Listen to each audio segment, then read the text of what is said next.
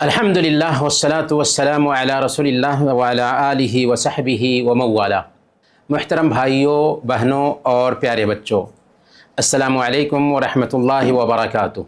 ابھی ہم عید کے دنوں سے گزر رہے ہیں اور عید جو مسلمانوں کی ہوتی ہے اس میں جہاں ایک طرف ہم عید کی شروعات کرتے ہیں 2 رکعت نماز سے، وہیں اس میں اس بات کی بھی گنجائش پائی جاتی ہے کہ ہم عید منائیں، یعنی خوشی کا اظہار کریں، کھیلیں کودیں اور شریعت کے دائرے میں رہتے ہوئے جو بھی خوشی کے طریقے ہیں وہ اختیار کریں۔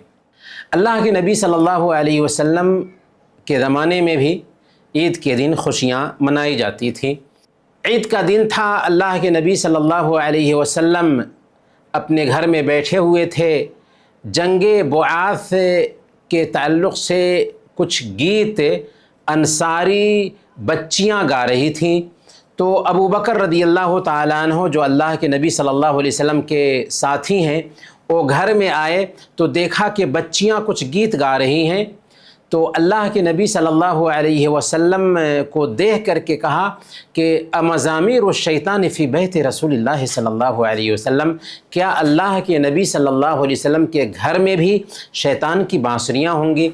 تو اللہ کے نبی صلی اللہ علیہ وسلم نے سن کر کے کیا کہا یا ابا بکر ان لکل قوم عیدا وہذا عیدنا اہل الاسلام، کہ اے ابو بکر، ہر قوم کے لیے عید کا دن ہوتا ہے اور آج ہم مسلمانوں کے لیے عید کا دن ہے۔ تو اس سے ہمیں یہ بات سمجھ میں آتی ہے کہ عید کے دن پھیکے انداز میں نہیں گزرنے چاہیے، بلکہ خوشیاں منانی چاہیے اور خوشی کا اظہار کرنا چاہیے۔ لیکن اسلامی عیدوں میں ناچ گانے نہیں ہوتے، اسلامی عیدوں میں فضولیات نہیں ہوتی، اسلامی عیدوں میں ڈھول تاشے نہیں ہوتے، اسلامی عیدوں میں شراب نہیں پی جاتی، اور جس عید میں ناچ گانے ہوں، ڈھول تاشے ہوں، شراب پی جائے، وہ عید اسلامی عید نہیں ہو سکتی۔ تو آج ہم سب سے پہلے انہی باتوں سے اپنے درس کو شروع کریں گے، اور میرے پاس کچھ سوالات ہیں جو میں آپ سے پوچھوں گا اور آپ کو جواب دینا ہے۔ سب سے پہلا سوال ہے کہ وہ کون سی چیز ہے جسے آپ اٹھائے ہوتے ہیں اور وہ بھی آپ کو اٹھائے ہوتی ہے؟ کون سی چیز ہے بتائیے ہمیں۔ آپشن دے رہا ہوں: جوتا، کتاب۔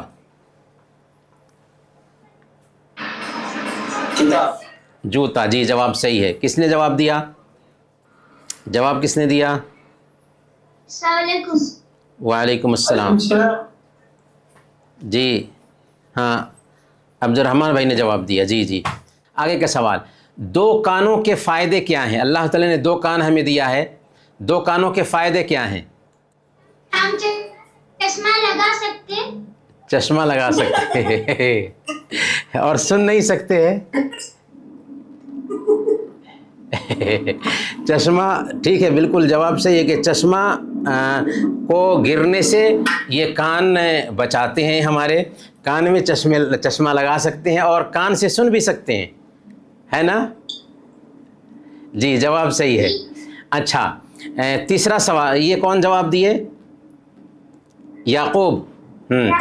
جی چلیں، تیسرا سوال ہے: آپ کے ماموں کی بہن ہے لیکن وہ آپ کی خالہ نہیں ہے، وہ کون ہے؟ آپ کے ماموں کی بہن ہے لیکن وہ آپ کی خالہ نہیں ہے، وہ کون ہے؟ جنہوں نے جواب دیا ہے وہ جواب نہ دیں۔ امی، ماشاءاللہ۔ کس نے جواب دیا؟ کس نے جواب دیا؟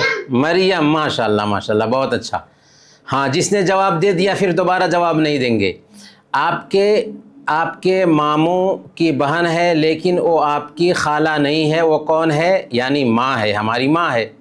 اچھا، آگے کا سوال ہے: آپ کے چچا کا بھائی ہے لیکن وہ آپ کا چچا نہیں ہے، وہ کون ہے؟ آپ کے چچا کا بھائی ہے لیکن وہ آپ کا چچا نہیں ہے، وہ کون ہے؟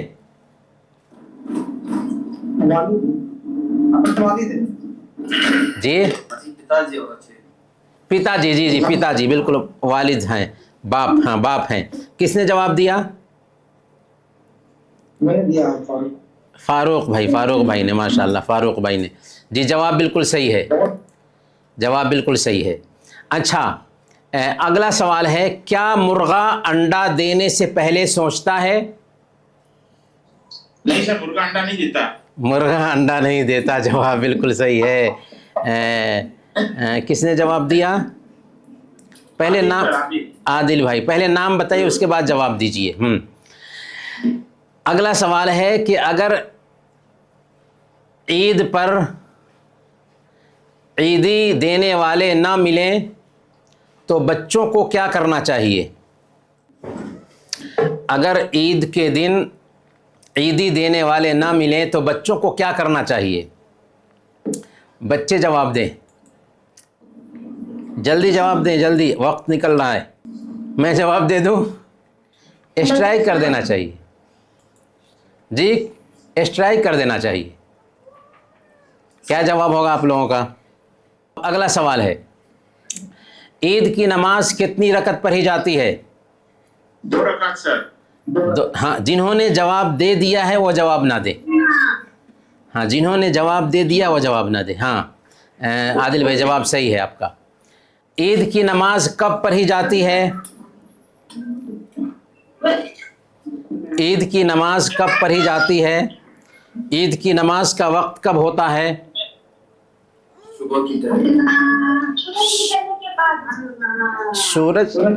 سورج نکلنے کے فوراً بعد، سورج نکلنے کے فوراً بعد ہوتا ہے۔ ہاں سورج نکلنے کے 15 منٹ بعد۔ کس نے جواب دیا؟ کس نے جواب دیا؟ جی یوسف نے جواب دیا، ماشاءاللہ بہت اچھا، ماشاءاللہ بہت اچھا جواب ہے، ماشاءاللہ الحمدللہ۔ ایک نماز ہے جس کی پہلی رکعت میں قرأت سے پہلے 7 زائد تکبیریں ہوتی ہیں اور دوسری رکعت میں قرأت سے پہلے 5 زیادہ تکبیریں ہوتی ہیں، وہ کون سی نماز ہے؟ عید کی نماز سر۔ عید کی نماز ہے، جی عید کی نماز ہے، جی بالکل صحیح، عید اور بقرعید کی نماز ہے۔ یس۔ اچھا بچوں سے یہ سوال ہے، بچے جواب دیں، عید کے دن جو ہدیہ ملتا ہے اسے کیا کہتے ہیں؟ عیدی۔ عیدی۔ کس نے جواب دیا؟ یعقوب۔ یعقوب نے جواب دیا۔ میں نے کیا بتایا کہ جو جواب دے چکے ہیں وہ جواب نہ دیں۔ اچھا چلیں آگے کا سوال ہے کہ کس کی یاد میں عید الاضحیٰ منائی جاتی ہے؟ ابراہیم علیہ السلام کی یاد میں۔ ہاں ابراہیم علیہ السلام کی یاد میں، جی جواب بالکل صحیح ہے، جواب بالکل صحیح ہے۔ عید کے دن دوسروں کو مبارکباد دینے کے لیے کیا کہنا چاہیے؟ عید کے دن دوسروں کو مبارکباد دینے کے لیے کیا کہنا چاہیے؟ تقبل اللہ منا ومنکم، ماشاء اللہ۔ کس نے جواب دیا؟ شبین نے، ماشاء اللہ ماشاء اللہ، جواب صحیح ہے۔ اچھا چلیں آگے کا سوال ہے کہ کعبہ کو کس نے بنایا تھا؟ کعبہ کو کس نے بنایا تھا؟ حضرت ابراہیم علیہ السلام۔ حضرت ابراہیم علیہ السلام نے۔ کس نے جواب دیا ہے؟ نام بتائیں۔ سید فاروق۔ سید فاروق بھائی نے، ماشاء اللہ، جی بالکل جواب صحیح ہے، حضرت ابراہیم علیہ السلام نے کعبہ کو بنایا تھا۔ حضرت اسماعیل علیہ السلام کی ماں کا کیا نام تھا؟ ہاجرہ نام تھا، جی جواب صحیح ہے۔ کس نے جواب دیا؟ ابراہیم بھائی نے، ماشاء اللہ ماشاء اللہ، ابراہیم بھائی نے جواب دیا ہے، بہت خوب، جواب اچھا ہے۔ اس پتھر کا کیا نام ہے جسے حاجی لوگ چومتے ہیں؟ اس پتھر کا کیا نام ہے جسے حاجی لوگ چومتے ہیں؟ ہاں بولیے. ہاں حجر اسود، جی ماشاء اللہ جواب صحیح ہے، حجر اسود. اچھا حجر اسود کو کیوں چوما جاتا ہے، کوئی بتا سکتے ہیں؟ پتھر کو چومنا، اسلام میں تو پتھر کی پوجا منع ہے، پتھر کی پوجا منع ہے اسلام میں. اگر کوئی آدمی پتھر کی پوجا کرتا ہے تو اسلام سے ہی نکل جائے گا، لیکن کیوں پتھر کو چومتے ہیں؟ اگر کوئی آدمی کسی پتھر کو چومنے لگتا ہے پوجا کے ارادے سے تو اسلام سے ہی نکل جائے گا، تو پھر پتھر کو کیوں چوما جاتا ہے؟ آپ صلی اللہ علیہ وسلم نے چوما تھا. جی جی کس نے جواب دیا؟ نام بتا دی. ہاں بلال بھائی نے. جی جی ماشاء اللہ جواب صحیح ہے کہ اللہ کے نبی صلی اللہ علیہ وسلم نے چوما تھا. لیکن کیوں چوما تھا سوال یہ ہے، کیوں چوما تھا سوال یہ. دیکھیں اسلام جو ہے نا ہر انسان کی پرکرتی سے سوبھاؤ سے لگتا ہوا دین ہے. یہاں پر کوئی بھی کام بس اندھ وشواس پر آدھارت نہیں ہے، بلکہ اس کا ہمیں لاجک سمجھ میں آتا ہے. تو حجر اسود کو جو چوما جاتا ہے اس کا لاجک یہ ہے کہ یہ جو پتھر ہے یہ زمینی پتھروں میں سے نہیں ہے، بلکہ آسمان سے جنت سے اترا ہوا پتھر ہے. اللہ کے نبی صلی اللہ علیہ وسلم نے بیان فرمایا نزل الحجر الاسود من الجنہ، حجر اسود جنت سے اترا ہوا پتھر ہے. اور باضابطہ اس بارے میں ایک امریکی سائنسداں نے تحقیق کی. وہ مسلمانوں کا بھیس اپنایا، مکہ آیا حج کا ویزا لے کر، اور پھر حجر اسود میں سے ہلکا سا کچھ لے کر کے گیا اور اس نے اپنی لیبارٹری میں اس کی تحقیق کی. تو عجیب طریقے سے اس کے سامنے نتیجہ آیا کہ یہ زمینی پتھروں میں سے کوئی پتھر نہیں ہے جسے اندھ وشواس کے طور پر لا کر کے کعبہ میں سجا دیا گیا ہو، بلکہ یہ آسمان سے اترا ہوا پتھر ہے. اور یہ بات آج سے 1450 سال پہلے محمد صلی اللہ علیہ وسلم نے بتا دیا تھا. نزل الحجر الاسود من الجنہ، کہ حجر اسود یعنی یہ کالا پتھر جنت سے اترا ہوا پتھر ہے. تو جب جنت سے اترا ہوا پتھر ہے تو جنت سے ہر آدمی کو محبت ہوتی ہے نہیں ہوتی ہے؟ ہمیں جنت سے محبت ہے. تو اس ناحیہ سے جنت کی کوئی چیز ہے اور ہم اس کو دیکھ رہے ہیں تو اس سے ہم کو محبت ہوگی. اس ناحیہ سے اللہ کے نبی صلی اللہ علیہ وسلم نے حجر اسود کو چوما تھا. جیسے ایک ماں اپنے بچے کے فوٹو کو چومتی ہے، اگر ایک ماں اپنے بچے کے فوٹو کو چومے تو اس کو پوجا نہیں کہیں گے، اس کو عبادت نہیں کہیں گے. ویسے ہی ایک حاجی یا ایک عمرہ کرنے والا جب حج کرنے جاتا ہے، عمرہ کرنے جاتا ہے، تو یہ سوچ کر کے کہ یہ پتھر جنت سے اترا ہوا ہے تو اس سے ایک طرح سے محبت ہو جاتی ہے اس کو، اس لیے اس پتھر کو چوم لیتا ہے. لیکن اگر وہ چومتے ہوئے یہ آستھا بنا لے کہ اس پتھر سے ہماری کوئی بیماری دور ہو جائے گی، اس پتھر سے ہماری قسمت چمک جائے گی، اگر ایسی کوئی آستھا بن جاتی ہے اس کی تو وہ اسلام سے نکل جائے گا. معمولی بات نہیں، اسلام سے نکل جائے گا. اسی لیے عمر فاروق رضی اللہ تعالیٰ عنہ جب حج کرنے کے لیے گئے تو انہوں نے حجر اسود کو چوما اور چومتے ہوئے کہا انی اعلم انک حجر لا تضر ولا تنفع. اے حجر اسود، میں جانتا ہوں کہ تم ایک پتھر ہو، نہ نقصان پہنچا سکتے ہو اور نہ نفع پہنچا سکتے ہو، لیکن میں اس لیے چوم رہا ہوں کہ میں نے محمد صلی اللہ علیہ وسلم کو تجھے چومتے ہوئے دیکھا ہے. تو گویا کہ یہ انوسرن میں چوما تھا عمر فاروق رضی اللہ تعالیٰ عنہ نے. اور کیوں چومتے ہیں ہم نے بتا دیا کہ یہ پتھر جنت سے اترا ہوا پتھر ہے اور جنت کی چیزوں سے ہر انسان کو محبت ہوتی ہے، تو اس لیے ہم اس کو چومتے ہیں. اور اللہ کے نبی صلی اللہ علیہ وسلم نے چوما تھا اس لیے چومتے ہیں. پر ہماری آستھا ہونی چاہیے، ہمارا عقیدہ ہونا چاہیے کہ یہ پتھر نہ نفع پہنچا سکتا ہے اور نہ ہی نقصان دور کر سکتا ہے. اچھا آخری سوال ہوگا، مقام ابراہیم کیا ہے؟ مقام ابراہیم کیا ہے؟ جس پر ابراہیم علیہ السلام نے کھڑے ہو کر کعبہ کی تعمیر کی. کعبہ بنایا تھا. یہ کس نے جواب دیا؟ عبد الرحمن بھائی نے. جی جواب صحیح ہے. مقام ابراہیم یعنی وہ پتھر ہے جس پر پیر رکھ کر کے ابراہیم علیہ السلام نے کعبہ کو بنایا تھا. تو ابراہیم علیہ السلام کے اندر کتنا اخلاص تھا کہ اللہ تعالیٰ نے اس پیر کے نشان کو بھی آج محفوظ کر دیا. یہاں پر ایک میسیج یہ ملتا ہے کہ اگر ہمارے کام میں اخلاص ہے، شدھتا ہے، دکھلاوا نہیں ہے، ریاکاری نہیں ہے، تو اللہ تعالیٰ اس کام کو بڑھاتا ہے اور اس کام کو بعد کے لوگوں کے لیے بھی آئیڈیل بنا دیتا ہے. تو جس پتھر پر پیر رکھ کر کے ابراہیم علیہ السلام نے کعبہ کو بنایا تھا، اس پتھر کے نشان کو آج اللہ تعالیٰ نے محفوظ رکھا ہے. یہاں تک کہ اسی پتھر کے پیچھے میں حاجی لوگ اور عمرہ کرنے والے لوگ جب طواف سے فارغ ہوتے ہیں تو 2 رکعت نماز پڑھتے ہیں. الحمدللہ. تو آپ لوگوں کا جواب بالکل صحیح رہا.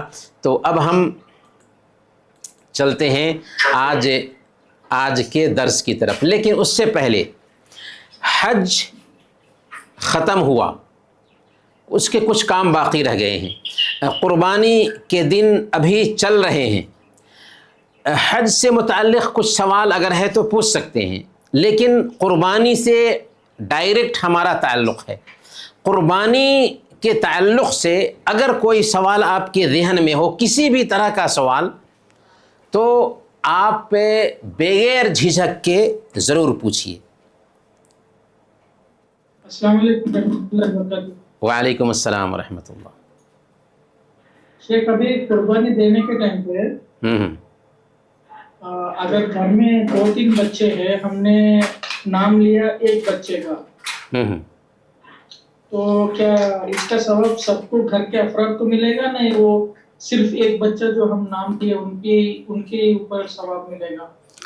سوال بہت اچھا ہے. قربانی کا جو صحیح طریقہ ہے وہ یہ ہے کہ گھر میں اگر ایک جانور ذبح ہو رہا ہے نا، تو اس جانور کو کسی ایک کے ساتھ خاص نہ کیا جائے، بلکہ گھر کی فیملی میں مثال کے طور پر 10 لوگ بھی ہیں تو 10 کو شامل کر لیا جائے. کہا جائے کہ میرے گھر والوں کی طرف سے یہ جانور.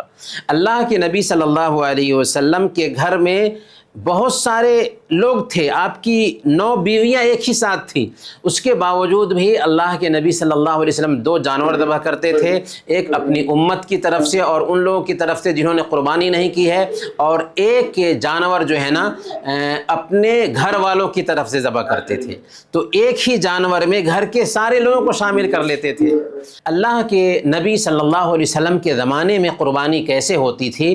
سنن ابی داؤد کی روایت ہے، حضرت عطا بن یسار رحمۃ اللہ علیہ نے حضرت ابو ایوب انصاری رضی اللہ تعالی عنہ سے پوچھا تھا، کیف کانت الضحایا فی عہد رسول اللہ صلی اللہ علیہ وسلم، اللہ کے نبی صلی اللہ علیہ وسلم کے زمانے میں قربانیاں کیسے ہوتی تھیں؟ تو انہوں نے کہا، کان الرجل یضحی بالشاۃ عنہ وعن اہل بیتہ، کہ ایک آدمی ایک بکری اپنے اور اپنے گھر والوں کی طرف سے ذبح کیا کرتا تھا. تو گویا کہ ایک بکری گھر کے 10 آدمی کی طرف سے، گھر کے 20 آدمی کی طرف سے، اگر گھر میں 50 آدمی بھی ہیں اور سب کا کھانا ایک جگہ پر بنتا ہے تو 50 آدمیوں کی طرف سے ایک بکری ذبح کی جا سکتی ہے. بلکہ جانور میں جو 7 حصے ہوتے ہیں ان میں سے ایک حصہ جو ہم لے رہے ہیں نا، اسی ایک حصے میں گھر کے سارے لوگوں کو شامل کر سکتے ہیں. آج فخر اور دکھلاوے کے لیے جو زیادہ سے زیادہ جانور ذبح کیے جاتے ہیں، یہ بہتر طریقہ نہیں ہے. اگر ایک جانور ذبح کریں اور ایک جانور کی قیمت کسی اپنے آس پاس کے غریب اور مسکین کو دے دیں کہ اس سے اس کا گھر چلے، تو یہ زیادہ ثواب ہے بنسبت اس کے کہ آپ 4 جانور ذبح کریں. سر ایک سوال یہ ہے کہ غیر مسلم بھائی سوال کرتے ہیں کہ آپ جانور کی قربانی کرتے ہو تو کیا وہی پیسے میں یا کسی مسکین کو دے سکتے ہیں؟ اس میں زیادہ فائدہ نہیں ہے؟ قربانی ایک عبادت ہے، قربانی بھی ہوگی اور غریبوں کی مدد بھی ہوگی، لیکن قربانی کے دن سب سے بہتر کام جو ہے نا وہ قربانی کرنا ہے۔ اس کا مطلب یہ نہیں ہے کہ غریبوں کی مدد کے بہانے سے ہم قربانی کرنا چھوڑ دیں، یعنی یہ ایک عبادت ہے۔ اب اگر کوئی آدمی یہ کہے کہ حج پہ جانے پہ اتنے پیسے خرچ ہوتے ہیں، وہ پیسے کسی غریب کو دے دو حج کرنے کی بجائے، تو یہ اس کی ذہنی عیاشی ہوگی جو اس طرح کی بات کہے گا۔ ہم حج بھی کریں گے اور غریبوں کی مدد بھی کریں گے، ہم قربانی بھی کریں گے، غریبوں کی مدد بھی کریں گے۔ اسی لیے ہم یہ بھی کہتے ہیں کہ قربانی کے جانور 2-4 خریدنے کی بجائے، 2-4 ذبح کرنے کی بجائے ایک جانور ذبح کریں اور 2-3 جانور کے جو پیسے آپ کے پاس ہیں فالتو پیسے وہ غریبوں میں دے دیں، اور یہی اسلام کا حکم بھی ہے۔ اسلام یہ نہیں چاہتا ہے کہ آپ 3-4 جانور ذبح کریں اور سماج میں ذرا اپنی آن اور شان بڑھائیں، نہیں، بہتر طریقہ یہ ہے کہ ایک جانور ذبح کریں، یا اگر کسی کے پاس زیادہ پیسے ہیں 2 جانور ذبح کر لے اور باقی جو پیسے ہیں وہ غریبوں میں تقسیم کرے۔ جی سر ایک سوال، ہاں، قربانی کا جانور سر خریدتے وقت عیب نہیں ہونا چاہیے سر؟ جی، عیب نہیں ہونا چاہیے۔ ایسا کیوں سر؟ چھوٹا سا بھی کوئی کان کٹا ہے یا کوئی بھی ہے تو جانور نہیں خریدا جائے گا؟ 4 طرح کے عیوب بتائے گئے ہیں، لنگڑا نہ ہو جس کا لنگڑاپن واضح ہو، کانا نہ ہو جس کا کاناپن واضح ہو، بیمار نہ ہو جس کی بیماری کلیئر ہو، اور کمزور نہ ہو کہ جس کے بدن پر گوشت نہ ہو۔ یہ 4 عیوب بتائے گئے ہیں، یہ 4 عیوب نہیں ہونے چاہیے۔ اس میں اگر کوئی اندھا ہے تو بدرجہ اولا اس کی قربانی نہیں ہو سکتی، اگر جانور پیر سے بالکل نہیں چل سکتا ہے تو بدرجہ اولا اس کی قربانی نہیں ہوگی، لیکن کان کٹا ہوا ہے، دم کٹا ہوا ہے، ناک کٹا ہوا ہے، تو ایسے جانور کی قربانی تو ہو جائے گی، لیکن بہتر نہیں ہے، بلکہ ہر طرح کے عیوب سے پاک جانور ہونا چاہیے۔ جی ہاں، وعلیکم السلام۔ سر ابھی قربانی ٹائم جی انڈیا میں دیکھ رہے ہیں، قربانی کی طرح دیکھیں کیک کاٹتے ہیں۔ ہاں جی، یہ بہت اہم سوال ہے، بہت اچھا سوال ہے۔ دیکھیں کیک کیوں کاٹتے ہیں؟ کیک اس لیے کاٹتے ہیں کہ کچھ لوگ یہ سمجھتے ہیں کہ جانوروں کو ذبح کرنا یہ جیو ہتیا ہے، یہ بے رحمی ہے، اس لیے کیک کاٹتے ہیں۔ تو کیا جانوروں کو ذبح کرنا یہ بے رحمی ہے؟ پہلے اس کو جاننا چاہیے۔ یعنی کیک اس لیے کاٹتے ہیں کہ وہ یہ سوچ رہے ہوتے ہیں کہ جانوروں کو ذبح کرنا یہ جیو ہتیا ہے، بے رحمی ہے، اس لیے عید منانا ہے تو کیک کاٹ کر کے عید منا لو۔ تو یہ ایسا کرنے والے کون ہیں؟ یہ اسلام دشمن لوگ ہیں جو نہیں چاہتے ہیں کہ مسلمان اپنے دین پر چلیں۔ لیکن سوال ہمارا یہ ہے کہ کیک کاٹنے کی جو کلپنا دی جاتی ہے اس لیے دی جاتی ہے کہ قربانی کرنا جیو ہتیا ہے، اور جیو ہتیا اچھی چیز نہیں ہوتی ہے، جانور کو مارنا اچھی چیز نہیں ہوتی ہے۔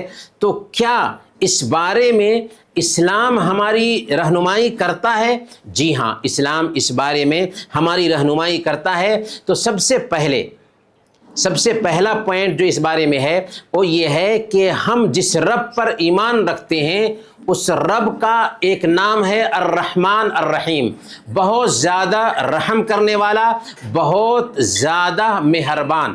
گویا کہ اللہ تعالی بہت دیالو ہے، بہت رحم کرنے والا ہے۔ جس رب کی صفت ہی ہے الرحمن الرحیم، بہت دیالو اور بہت رحم کرنے والا، وہ جانوروں کے ساتھ بے رحمی نہیں سکھا سکتا۔ اسی طریقے سے اللہ کے نبی صلی اللہ علیہ وسلم کو جو ہم سب کے لیے آئیڈیل بنا کر کے بھیجا گیا، ان کے بارے میں اللہ نے فرمایا وَمَا أَرْسَلْنَاكَ إِلَّا رَحْمَةً لِلْعَالَمِينَ، کہ اے نبی ہم نے آپ کو ساری کائنات کے لیے، ساری دنیا کے لیے رحمت بنا کر بھیجا ہے۔ یہ سورہ الانبیاء آیت نمبر 107 نمبر کی آیت ہے۔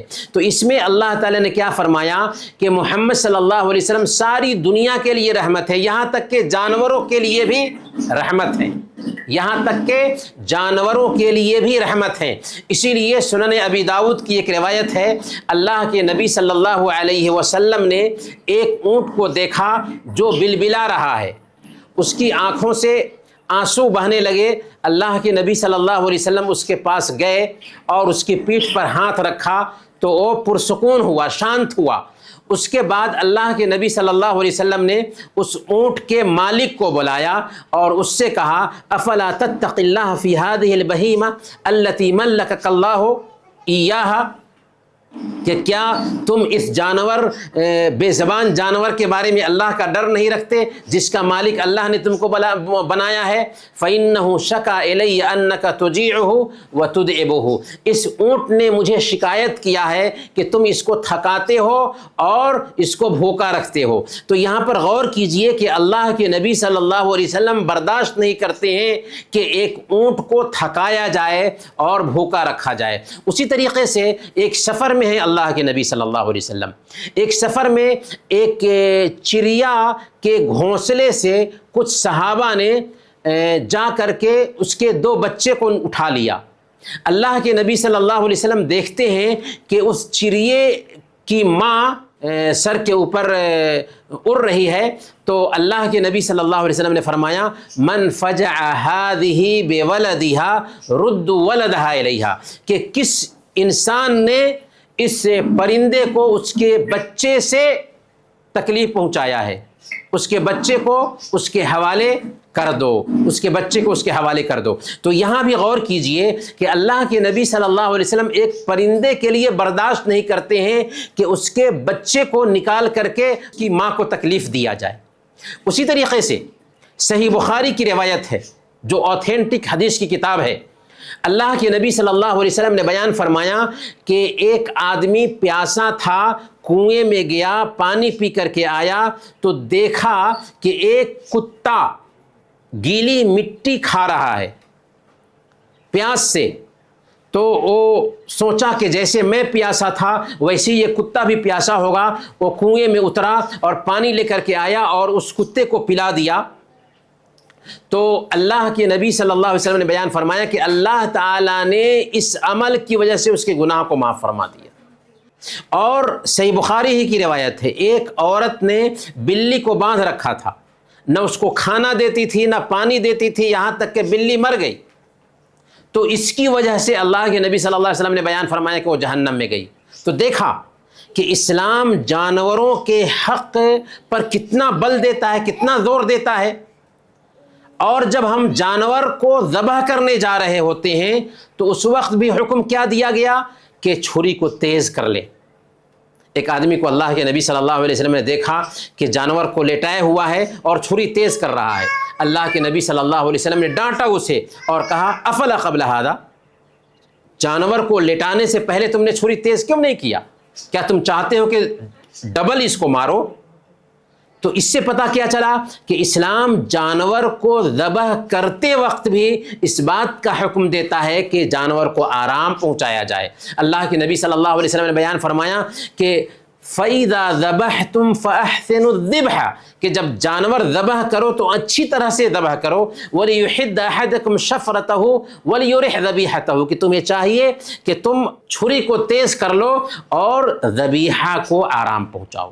تو دیکھا کہ اسلام کتنا جانور کو ذبح کرتے وقت بھی رحم کی بات کرتا ہے۔ یہاں تک کہ اسلام نے بغیر ضرورت کے اگر کوئی جانور کو نشانہ بناتا ہے تو اسے بھی حرام ٹھہرایا ہے اور کہا کہ کل قیامت کے دن یہ جانور اللہ کے دربار میں نالش کرے گا۔ سنن نسائی کی روایت ہے، اللہ کے نبی صلی اللہ علیہ وسلم نے بیان فرمایا کہ جس نے کسی گوریا کو بغیر ضرورت کے مارا تو قیامت کے دن اس شخص کے بارے میں اللہ تعالیٰ سے وہ گوریا فریاد کرے گی اور کہے گی یا رب ان فلانا قتلنی عبثا ولم یقتلنی منفعتا، کہ اے میرے رب فلاں نے مجھے بغیر ضرورت کے مارا، اس کی اس سے کوئی ضرورت وابستہ نہیں تھی۔ اور اللہ کے نبی صلی اللہ علیہ وسلم یہ بھی بیان فرماتے ہیں لا تتخذوا شیئا فیہ الروح غرضا، کہ جس چیز میں جان ہو اس کو نشانہ مت بناؤ۔ تو اس تفصیل سے ہمیں کیا پتہ چلا کہ اسلام سب سے بڑھ کر کے جانوروں کے ساتھ رحم کی بات کرتا ہے۔ آج نئی سنسکرتی میں جانوروں کے حق کی بات ہوتی ہے، لیکن آج سے 1450 سال پہلے اسلام نے جو رول دیا ہے ویسا رول آج بھی دنیا کے پاس نہیں ہے جانوروں کی حفاظت کے بارے میں۔ لیکن یہ بات نوٹ کیجئے کہ اسلام انسان کے سوبھاؤ سے لگتا ہوا دین ہے۔ اسلام جذبات کا نام نہیں ہے، اسلام بھاوناؤں کا نام نہیں ہے کہ ہمارا دل ایسا کرتا ہے، ہماری سوچ ایسی بنتی ہے۔ اسلام نام ہے انسان کے سوبھاؤ سے لگتے ہوئے دین کا، اور اس دین میں عقل سے لگتی ہوئی باتیں ہیں، بھاوناؤں پر آدھارت باتیں نہیں ہیں۔ اسی لیے آئیے عقلی پوائنٹ کو بھی ہم جانتے ہیں، کیوں ہم جانور ذبح کر کے گوشت کھاتے ہیں۔ سب سے پہلا سوال یہ ہے کہ اگر جانور ذبح کرنا یہ پاپ ہے تو کیا پیڑ پودے کاٹنا پاپ نہیں؟ سبزیاں کھانا پاپ نہیں؟ سائنس یہ کہتی ہے کہ پیڑ پودوں میں بھی جان ہوتی ہے، سبزیوں میں بھی جان ہوتی ہے۔ یہ میری بات نہیں ہے، بلکہ ہندوستان کے ہی ایک سائنسداں آچاریہ جگدیش چندر بوس کو یہ کریڈٹ جاتا ہے۔ انہوں نے باضابطہ ونسپتی نباتات کے احساس کو جاننے کے لیے ایک آلہ تیار کیا اور تحقیق کی کہ کیا ونسپتیوں میں بھی جان ہوتی ہے، تو انہوں نے تحقیق سے ثابت کیا کہ ونسپتیوں میں، نباتات میں ویسے ہی جان ہوتی ہے جیسے پشوؤں میں جان ہوتی ہے۔ تو اگر بے رحمی کی بات کی جاتی ہے تو ساگ سبزی کھانا بند کر دیجئے، بھوکے مر جائیے۔ پھر یہ بھی سوچنے کی بات ہے کہ سانپ بچھو کو مارنے میں بھی بے رحمی آئے گی، کیونکہ جیو ہتیا ہے، تو اگر اس کو نہ مارا جائے گا تو انسانی زندگی اجیرن بنے گی یا نہیں بنے گی؟ سانپ بچھو کو پالیں گے اور وہی کاٹ کھائے گا آپ کو۔ سائنس کہتی ہے، جی ہاں سائنس کہتی ہے کہ 1 مربع انچ فضا اور 1 گلاس پانی میں 10 کروڑ کیٹانو ہوتے ہیں، جراثیم ہوتے ہیں۔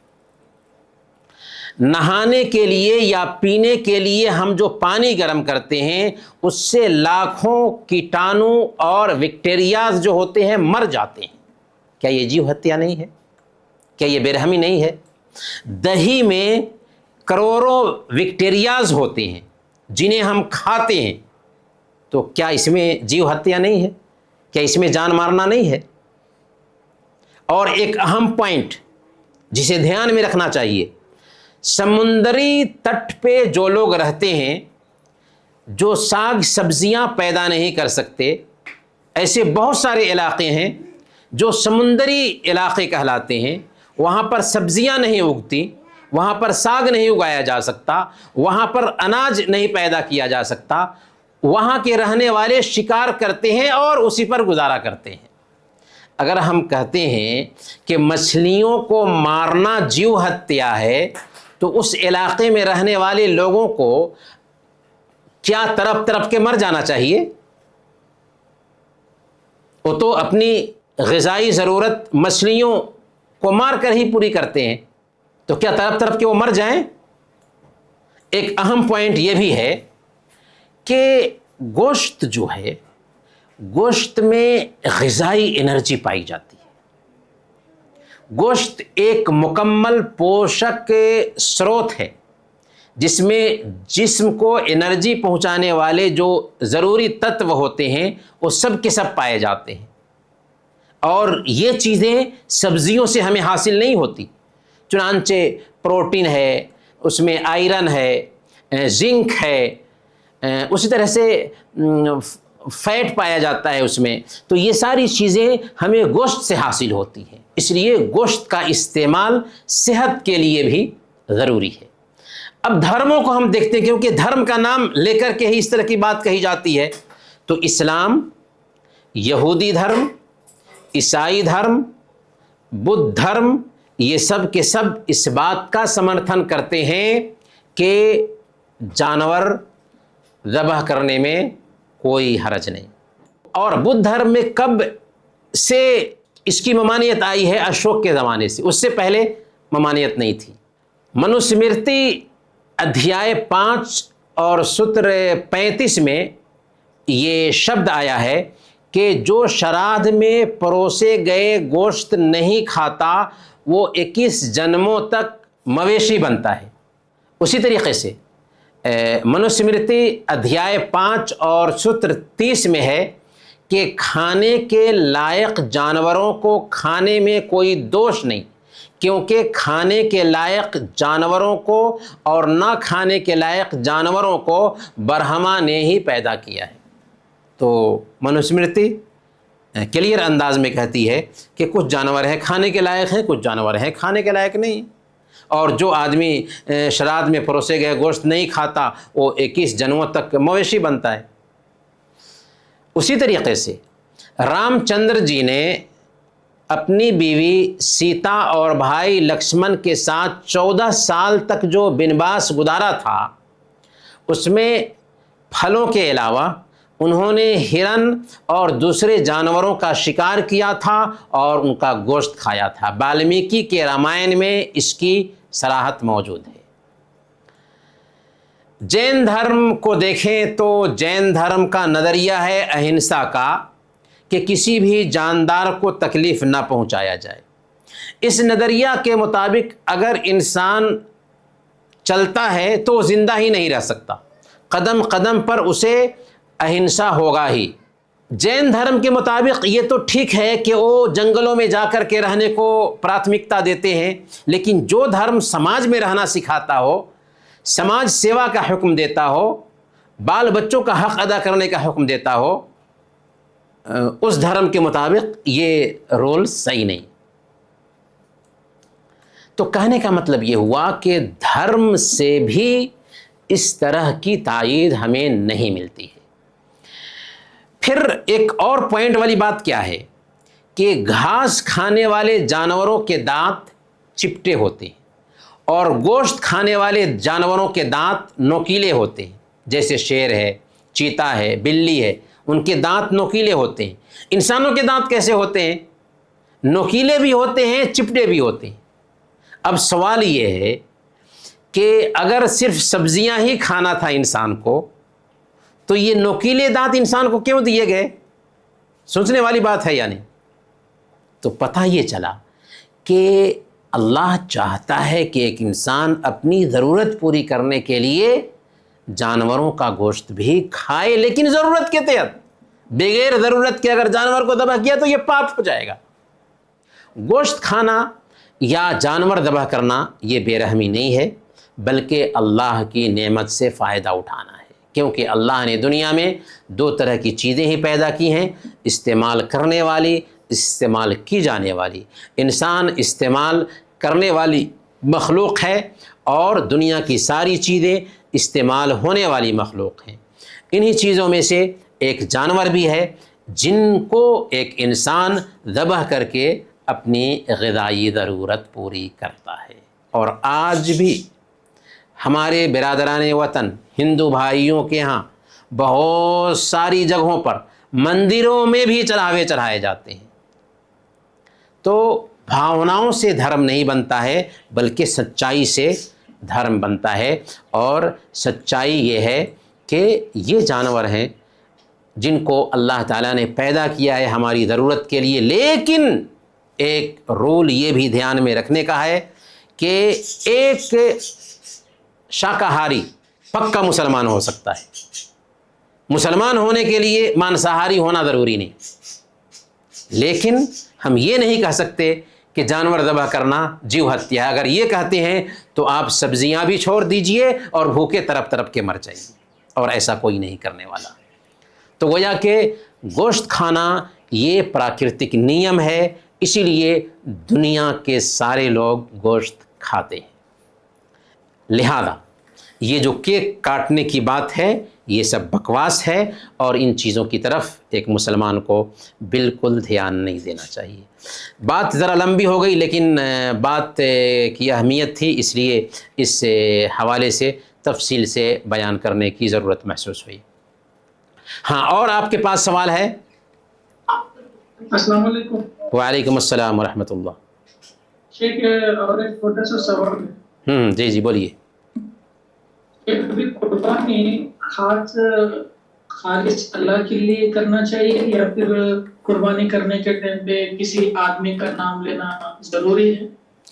قربانی ظاہر سی بات ہے کہ اللہ کے لیے ہوتی ہے اور کسی کے نام سے ہوتی ہے، تو جس کی طرف سے قربانی کی جا رہی ہے، جیسے ہم گھر کے سارے لوگوں کی طرف سے قربانی کر رہے ہیں تو ہم بولیں گے، اللہ کے نبی صلی اللہ علیہ وسلم بھی بولتے تھے، اللہم تقبل منی ومن اہل بیتی، اے اللہ اس جانور کو میری طرف سے اور میرے گھر والوں کی طرف سے قبول کر لے، تو بولیں گے ضرور، لیکن ایک ایک آدمی کا نام باضابطہ لسٹ بنا کر کے اس کو پڑھنا اور پھر اس لسٹ کو اس خون میں پھینک دینا، یہ سوچتے ہوئے کہ اگر ایسا نہیں کریں گے تو جانور کی قربانی نہیں ہوگی، یہ بکواس ہے، جس کو ہم پرتھا کہہ سکتے ہیں، رسم و رواج کہہ سکتے ہیں۔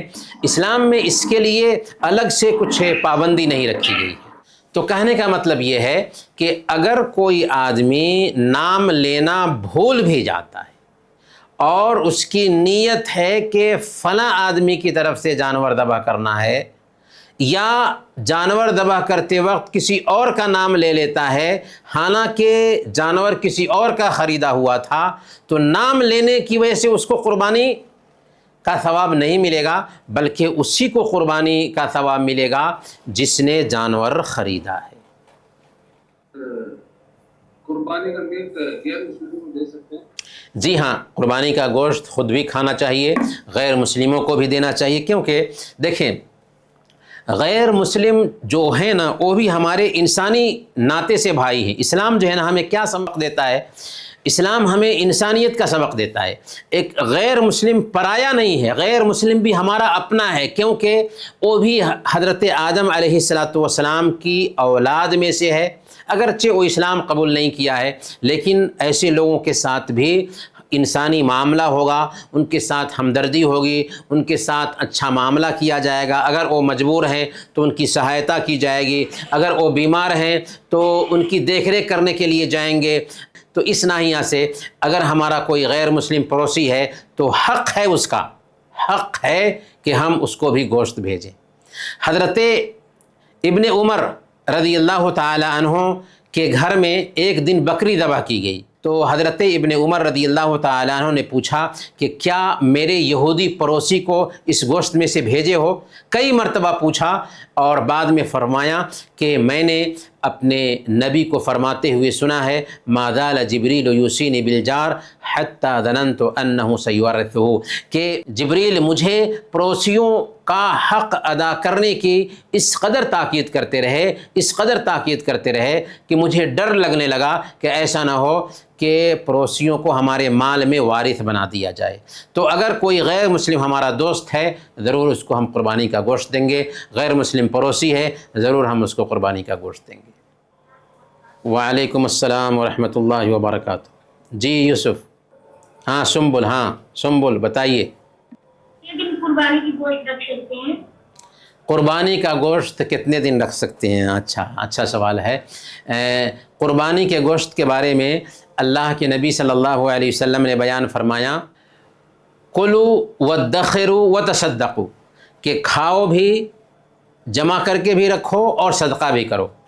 تو گوشت کو ایسا نہیں ہے کہ سارا گوشت صدقہ کر دینا چاہیے، اپنے پاس فریج میں رکھ بھی سکتے ہیں اور دوسروں کو دے بھی سکتے ہیں، اور اس کے لیے ضروری بھی نہیں ہے کہ 3 حصہ کیا جائے، بلکہ اگر گھر میں زیادہ لوگ ہیں تو 2 حصہ رکھا جا سکتا ہے، 1 حصہ بانٹے، اور اگر لوگ کم ہیں تو 2 حصہ بانٹا جا سکتا ہے، 1 حصہ رکھ سکتے ہیں۔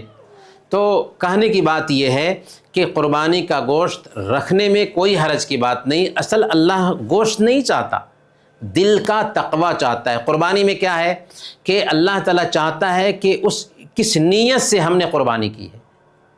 اللہ کو راضی کرنے کے لیے. اسی لیے جو لوگ بے نمازی ہوتے ہیں وہ قربانی کرتے ہیں، ان کی قربانی کا کوئی اعتبار نہیں اللہ کے پاس، وہ گوشت کھا رہا ہے.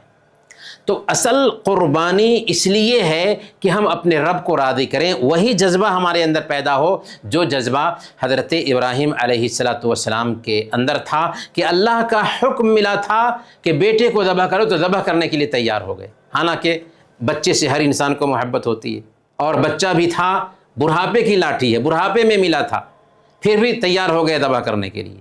یہ احساس کہ اللہ نے حکم دیا ہے تو اس پہ ہم چلیں گے، اللہ نے 5 وقت کی نمازیں فرض کی ہیں تو ہم چاہے کچھ بھی ہو جائے نماز پڑھیں گے. تو اللہ کے حکم کے مطابق زندگی گزارنا اصل میں قربانی ہے. گوشت کھانا یا گوشت جمع کرنا یہ کوئی اہمیت رکھنے والی چیز نہیں. چاہے پورا گوشت کھا لیں اس سے بھی کچھ فرق نہیں پڑتا اگر نیت صحیح ہے تو. لیکن گوشت خود بھی کھانا چاہیے، پڑوسیوں کو بھی دینا چاہیے، اور غریبوں میں بھی تقسیم کرنا چاہیے. اگر 1 مہینہ رکھ لیتے ہیں گوشت کوئی فرق نہیں پڑتا. صلی اللہ علیہ نبی. ایک اور سوال ہے، کیا انتقال جو ہو جاتے ہیں کبھی ہو سکتا ہے کیا قربانی؟ قربانی اگر مردوں کی طرف سے کر رہے ہیں تو اس کا بہتر طریقہ یہ ہے کہ اسی جانور میں مردوں کو بھی شامل کر لیا جائے. جیسے ہمارے اگر دادا وفات پا گئے ہیں تو جو جانور ہمارے گھر میں ہے ذبح ہو رہا ہے اسی جانور میں مردوں کو بھی شامل کر لیا جائے. یہ سب سے بہتر طریقہ ہے. اگر الگ سے جانور ذبح کر رہے ہیں تو یہ طریقہ صحیح نہیں ہے، یہ طریقہ صحیح نہیں. اس کے بجائے ہمیں چاہیے کہ اس جانور کی جو قیمت بنتی ہے وہ قیمت کسی غریب کو دے دیں. مثال کے طور پر ایک جانور جو ہم مردے کی طرف سے ذبح کرنا چاہتے ہیں اس میں 4,000 روپے لگے ہیں یا 10,000 روپے لگے ہیں. اگر یہ 10,000 کسی غریب کو دے دیں گے یا اناج خرید کرے کسی غریب کے گھر میں پہنچا دیں گے تو اس کا ثواب زیادہ ہوگا. تو اسی لیے روایت کو نہیں دیکھنا چاہیے فلاں گھر میں ایسا ہوا ہے اس لیے ہم بھی کریں گے، بلکہ حقیقت پہ جانا چاہیے اور کیا کتنا فائدہ ہے وہ دیکھنا چاہیے. ہمارے گھر میں ایک جانور ذبح ہو گیا اسی جانور میں مردوں کو شامل کر لیں گے. اگر زیادہ پیسے ہیں نا تو اس جانور کی جو قیمت بنتی ہے 8,000 قیمت بنتی ہے، 8,000 کا اناج خرید کر کے غریبوں میں تقسیم کر دیں گے، غریبوں کے گھر میں پہنچا دیں گے، اس میں زیادہ ثواب ملے گا اور مردے کو اس کا زیادہ فائدہ ہوگا. جی اور سوال ہے جی، قرض لے سکتے ہیں کیا؟ قرض لے کے حصہ کر سکتے ہیں قربانی؟ ہاں، ہمارے پاس میں پیسے ابھی نہیں ہیں لیکن پیسے آنے والے ہیں تو قرض لے کر کے قربانی کر سکتے ہیں. لیکن اگر ہماری مالی حالت ٹھیک نہیں ہے، مالی حالت ٹھیک نہیں ہے تو ایسی حالت میں ہم قرض نہیں لینے جائیں گے. کیوں؟ اس لیے کہ اللہ کے نبی صلی اللہ علیہ وسلم نے بیان فرمایا نفس المؤمن معلقۃ بدینہ حتی یقضی عنہ، کہ ایک انسان کی جان قرض کی وجہ سے لٹکی رہتی ہے یہاں تک کہ اس قرض کی ادائیگی نہ کر دی جائے. تو قرض کا معاملہ بہت سخت ہے، نازک ہے، قرض الٹپ نہیں لینا چاہیے. لیکن اگر میرے پاس میں پیسے آنے والے ہیں، ابھی نہیں ہے، کوئی حرج کی بات نہیں ہے، ابھی پیسے نہیں ہیں تو ہم کسی سے قرض لیں گے، جانور خرید لیں گے اور قربانی کر لیں گے. بعد میں جب پیسے آئیں گے تو اس کو ادا کر دیں گے. چلیے تو اذان ہو گئی ہے. بہت بہت شکریہ. آج کہ ہم اس کلاس کو انہی باتوں کے ساتھ ختم کرتے ہیں اور اللہ تعالیٰ سے دعا کرتے ہیں کہ اللہ تعالیٰ ہم سب کو ان باتوں پر عمل کرنے کی توفیق عطا فرمائے. آمین. وصلی اللہ علی نبینا محمد وعلی آلہ وصحبہ اجمعین.